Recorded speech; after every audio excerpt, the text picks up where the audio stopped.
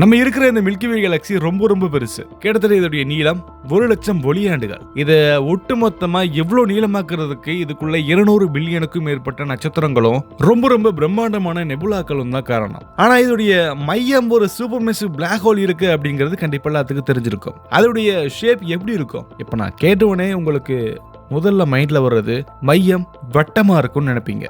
But உண்மையிலேயே நம்ம கேலக்சியோடைய மையம் சர்க்கிளோ அல்லது வேற மாதிரியான ஸ்பியர் ஷேப்போ கிடையாது. இது ஒரு பாக்ஸ் மாதிரி இருக்கு. ஸோ இமேஜின் பண்ணி பாருங்க, இது வரைக்கும் நம்ம நினைச்சது வேற மாதிரியான ஒரு உண்மையாக்கி இருக்கு. ஸோ இந்த வீடியோவில் நம்ம கேலக்சியோடைய மையத்தில் அந்த பாக்ஸ் எப்படி உருவாக்கி இருக்குன்னு பார்க்க போறோம். வீடியோவோட ஒவ்வொரு செகண்டும் கண்டிப்பாக உங்களை ஹைப் ஆக்கும். மறக்காம நீங்க ஸ்கிப் பண்ணாம பாருங்க. இதை நம்ம எக்ஸ்போஸ் பண்ண போறோம். Expose everything.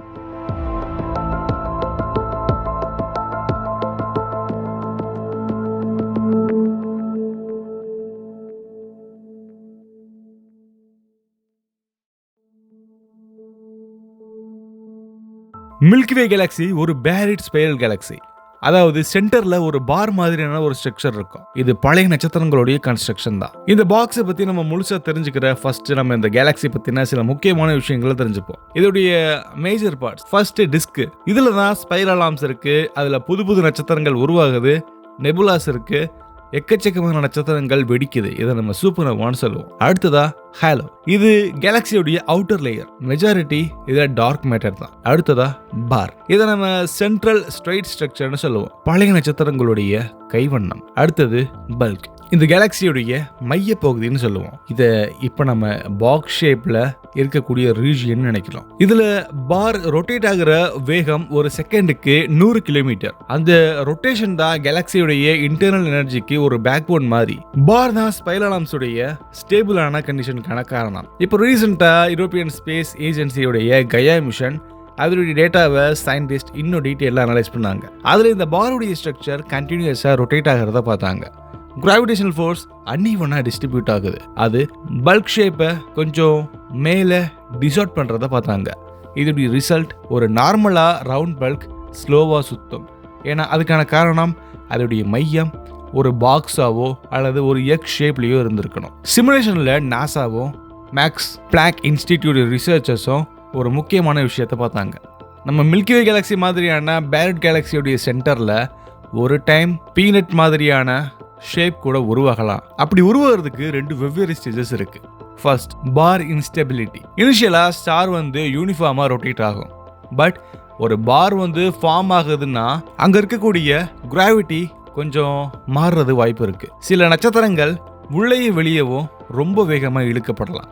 ஸோ இதனால பார் இன்ஸ்டெபிலிட்டியா இருக்கலாம். அடுத்தது வெர்டிகல் ரிசோன்ஸ். அந்த ஸ்டார்ஸ் உடைய ஆர்பிட் வெர்டிகலா டில்ட் ஆகும். அது நம்ம பனானா ஆர்பிட்னு சொல்லலாம், அப்படி இல்லைன்னா பாக்ஸ் ஆர்பிட்னு சொல்லலாம். அந்த டாப் வியூல தான் எக்ஸ் மாதிரியான ஒரு ஷேப் நமக்கு தெரியும். இதுதான் மில்கி வேவுடைய பாக்ஸ் ஷேப்புக்கு ஒரு முக்கியமான காரணமா இருக்கு. 2023 யூனிவர்சிட்டி ஆஃப் சிட்னி ரிசர்ச்சர்ஸ் அது ஒரு முக்கியமான விஷயத்த எல்லாரும் பார்த்தாங்க. அந்த பீனட் ஷேப்க்கு இந்த கேலக்ஸி பெல்ட் லிட்டரலி அது ஒரு பழைய நட்சத்திரங்களுடைய ஃபார்மேஷனாக கூட இருக்கலாம். அது புது நட்சத்திரங்களுடைய ஃபார்மேஷன் கிடையாது. பட் அது பழைய நட்சத்திரங்களுடைய ரீடிஸ்ட்ரிபியூஷன் அப்படின்றத கண்டுபிடிச்சாங்க. அது ஒரு ஃபாசில் ஸ்ட்ரக்சர் மாதிரி. கிட்டத்தட்ட 8 to 9 பில்லியன் ஆண்டுகள் பழமையான ஒரு ஷேப்பா இருக்கும். அது நம்ம கேலக்சியோடைய growth பாத்தை இன்னும் அதிகமா தெரிய வைக்கிறதுக்கான காரணமா இருக்கு. அந்த பாக்ஸ் ஷேப்புடைய மையத்துல சாஜிட்டேரியஸ் ஏ ஸ்டார் இருக்கு. இது கிட்டத்தட்ட 4 மில்லியன் சூரியனுக்கு சமமான மாஸை வச்சிருக்கு. நம்மள்ட்ட இருந்து கிட்டத்தட்ட 26,000 ஒளியாண்டுகள் தொலைவில் இதோடைய டயாமீட்டர் மட்டுமே கிட்டத்தட்ட 44 மில்லியன் கிலோமீட்டர். ஸோ கிராவிட்டி நம்ம நினைச்சு பார்க்காத முடியாத அளவுக்கு இருக்கு. சாஜிட்டேரியஸ் ஏ ஸ்டார் கேலக்சியோடைய சென்டர்ல இருக்கு. இது ஒரு ஒட்டுமொத்த பாரையுமே ரொட்டேட் பண்ணி அது கண்ட்ரோல் பண்ணிட்டு இருக்கு. அது எல்லா நட்சத்திரங்களையுமே நல்லா அழகா பிடிச்சி வச்சிருக்கு. அந்த சென்டர்ல ஸ்டார்ஸ் ரொம்ப வேகமா மூவ் ஆகும். ஸோ சில ஸ்டார்ஸ் கிட்டத்தட்ட ஒரு செகண்டுக்கு 7,000 கிலோமீட்டர் வரைக்கும் இருக்கும். அந்த ஸ்டார்ல தான் ஒரு ஃபேமஸான ஒன்று S2 அப்படின்ற ஸ்டார். அது 16 வருஷத்துலேயே ஒரு ஒட்டுமொத்த பிளாக் ஹோலையுமே சுற்றி முடிச்சிடுது.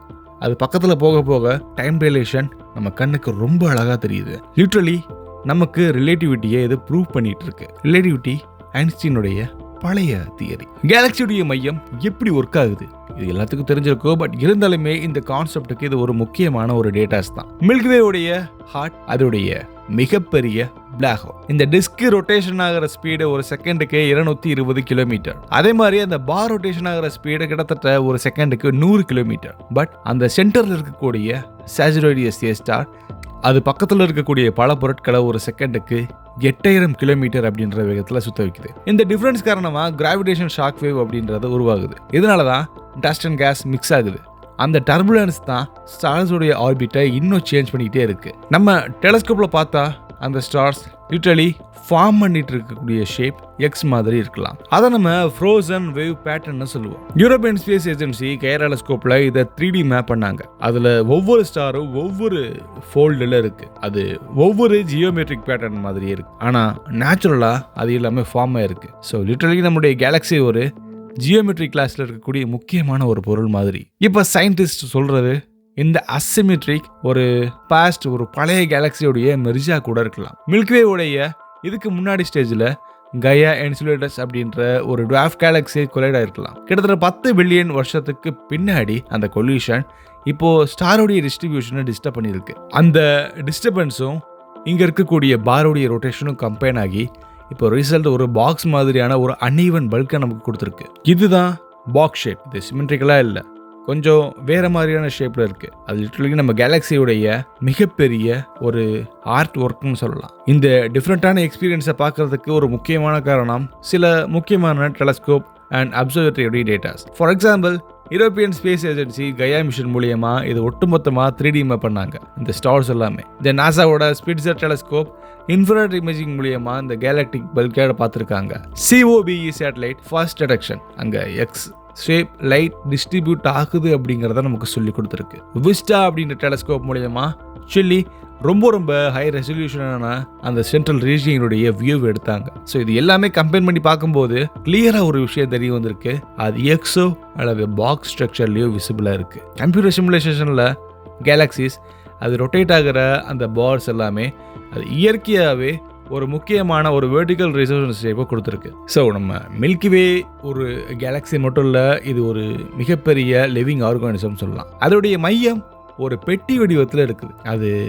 அதுக்கு முன்னாடி நடந்த பல எக்ஸ்ப்ளோஷன் மெர்ஜர்ஸ் இது எல்லாமே அதை தக்க வச்சிருக்கிறது. அதுக்குள்ள ஒரு மிகப்பெரிய பிளாக் ஹோல் இருக்கு. அதோட சுத்தக்கூடிய வேகம் லைட் இயர்ஸையே தாண்டி வரும். இது நம்ம கேலக்சியோடைய மையம். ஆனா ஒரு நாள் இதோடைய மையத்துடைய ரீதம் நிற்கும். ஆனா அதுக்கு முன்னாடி நம்ம யாராவது அதோட ஃபுல் ஸ்டோரியை புரிஞ்சுப்போம். ஃபியூச்சர்ல கண்டிப்பா இந்த கேலக்சியோடைய மையத்தில் இருக்கக்கூடிய பிளாக் ஹோலுடைய ஸ்டார்டிங் பாயிண்ட்ல இருந்து எண்டு வரைக்கும் ஒரு லாங்கஸ்ட் வீடியோவை நம்ம போஸ்ட் பண்ணுவோம். அது கொஞ்சம் ஒர்க் எடுக்கும், அதனால டைமும் ரொம்ப ஆகும். உங்களுக்கு வேணும்னா உங்களுடைய கருத்து எனக்கு கமெண்ட்ல சொல்லுங்க. கண்டிப்பா லாங்கஸ்ட் வீடியோ எதிர்பார்க்கலாம். நம்ம அடுத்த ஒரு இன்ட்ரெஸ்டிங்கான பயணத்துல கண்டிப்பா சேர்ந்து பண்ணிக்கலாம். பாய்.